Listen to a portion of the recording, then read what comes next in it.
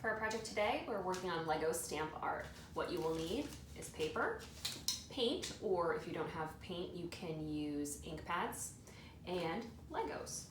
I just went in and got a random amount of Legos. I grabbed a handful and a handful more and chucked them here, so you don't have to be particular about what you are grabbing. You can do anything. I'm going to show you here, there's a breakdown of a pattern for a rocket ship, or that could be a building.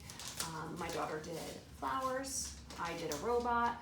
You could do insects, monsters, anything that you can think of. I guess it's kind of the same thing as when you are playing with Legos. You're just making it up as you go along. I think I'm going to work on a butterfly, so I'll show you that. Basically, you're going to want to use the side that connects. Obviously, you can play with both sides if you like, but I like using the connector side because you get the outline as well. You're going to dip, or if you have a stamp pads, then stamp and place. Also, for littler kids, this is a fun tactile activity. They don't even need to do a particular pattern of some sort, or they can lay it out in advance if they want, but it can definitely be abstract. I think I'm going to work on an insect. Definitely in this kind of an activity or craft, like most things, does not need to be perfect. I have put aside a bowl for the wet stuff so that when I'm done, I will just wash it with a scrubby brush. They'll probably be the cleanest they've ever been. So basically, if you have a piece of scrap paper, you might want to use that. I laid down scrap paper first to blob off a little bit as I go. It's a little bit messy. If you have smocks, you might want to use them for littler kids. But messy's fun. I'm working on a butterfly. We'll see how this turns out. I am no butterfly expert.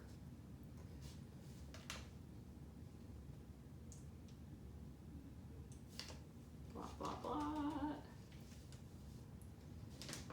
For the littler kids, if you do have an ink pad, that might be less mess.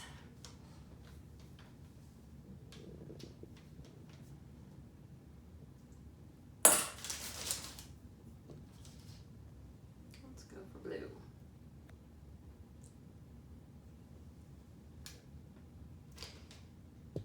And don't worry about perfect lines, it makes it look more organic. True life.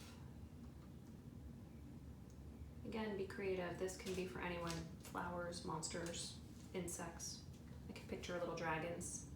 If you don't have a shape that you're looking for, build it.